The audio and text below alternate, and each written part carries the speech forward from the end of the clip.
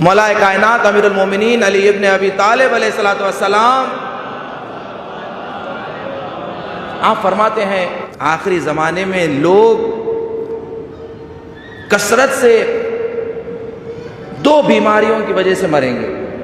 اور آپ نے فرمایا کہ 2/3 جو افراد ہوں گے، جمعیت ہوگی، وہ 2/3 جمعیت ختم ہو جائے گی۔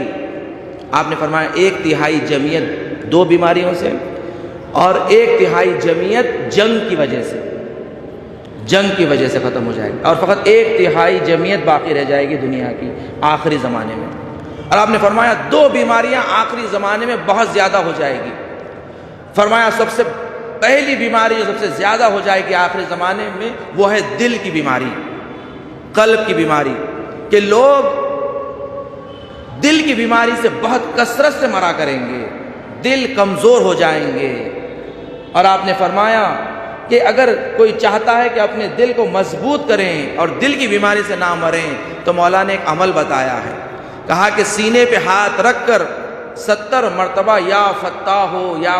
ہو پڑھا کریں، اور اس کے بعد آپ نے فرمایا کہ یہ دعا پڑھا کریں سینے پہ ہاتھ رکھ کر، یا حیو یا قیوم یا لا الہ الا انت اسألک ان تحیا قلبی۔ فرمایا یہ دعا پڑھا کریں۔ ایک عمل یہ کریں کہ یا فتاح ہو نماز فجر کے بعد روزانہ انجام دیں، اور دوسرا عمل یہ دعا سینے پہ ہاتھ رکھ کر، یا حیو یا قیوم یا لا الہ الا انت اسألک ان تحیا قلبی۔ مختصر سی دعا امام نے بتائی دی، اور فرمایا کہ تم قلب کی بیماری سے نہیں مرو گے، کہ کثرت سے جو لوگ آخری زمانے میں دل کی بیماری سے مریں گے۔ اور دوسری بیماری امام نے فرمایا کہ آخری زمانے میں جرثومہ کی بیماری بہت زیادہ ہو جائے گی۔ جراثیم جمع ہے جرثومہ کی، آخری زمانے میں لوگ جراثیم سے مریں گے، جرثومہ کے، جیسا کہ آج اسے ہم وائرس کہتے ہیں۔ وائرس آخری زمانے میں کثرت سے یہ وائرس پھیلے گا اور لوگ کثرت سے مریں گے۔ عزیزان گرامی دیکھیں، یہ تمام علامتیں ہیں، یہ بیماری ختم ہونے والی بیماری نہیں ہے، اب تو یہ بیماری کی شروعات ہوئی ہے، اب اس طرح کئی بیماریاں نکلیں گے۔ عزیزان گرامی دیکھیں کہ انسان کو اہل بیت نے 1400 سال پہلے بتا دیا کہ دنیا کے حالات کیا ہوں گے، اور اہل بیت کے چاہنے والے کیسے زندگی کریں تاکہ باقی رہیں۔ پیغمبر اکرم محمد مصطفیٰ صلی اللہ علیہ وآلہ وسلم آپ فرماتے ہیں کہ پروردگار دو عالم نے ایک فرشتے کو نازل کیا ہے کہ جو اس دنیا میں زمین پر ایک گیاہ کو پیدا کرتا ہے، ایک درخت کو پیدا کرتا ہے کہ جس سے اسپند پیدا ہوتا ہے، اسپند، اور اسپند کہتے ہیں ہرمل کے بیج، ہرمل۔ فرمایا یہ 72 بیماریوں کا علاج،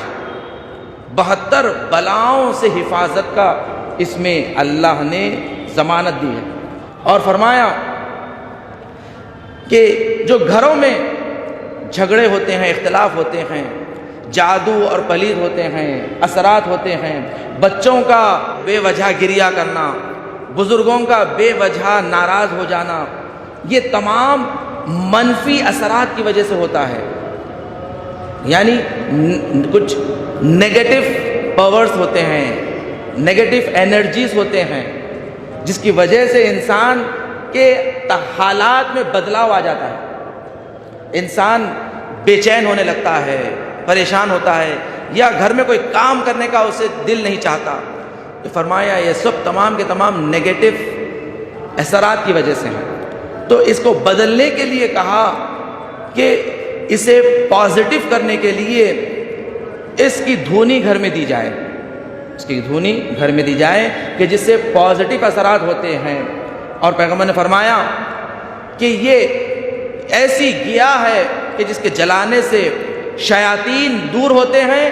اور ملائکہ قریب ہوتے ہیں۔ کہ آج جو جراثیم پھیلتے ہیں، جو جگہیں انفیکٹڈ ہو جاتی ہے، سینیٹائز کیا جاتا ہے آج کے الفاظ میں، تو شریعت نے، دین نے بھی ہمیں سینیٹائز کرنے کا طریقہ بتایا ہے کہ دیکھو کس طرح تم اپنے گھروں کو سینیٹائز کرو، گھر میں دھونی دیا کرو، اسپنج جلایا کرو، دیکھو 5 وقتہ وضو کیا کرو، یہ تم اپنے آپ کو سینیٹائز کر رہے ہو۔ ہاتھ دھونے کا حکم جو آج دنیا دے رہی ہے، شریعت نے آپ کو 5 وقتہ نماز کے لیے وضو ہمیں تعلیم دیا ہے، وضو کو تعلیم دیا ہے کہ دیکھو وضو کیا کرو۔ چھٹے امام جعفر صادق علیہ السلام، آپ فرماتے ہیں کہ جو شخص اسپند کو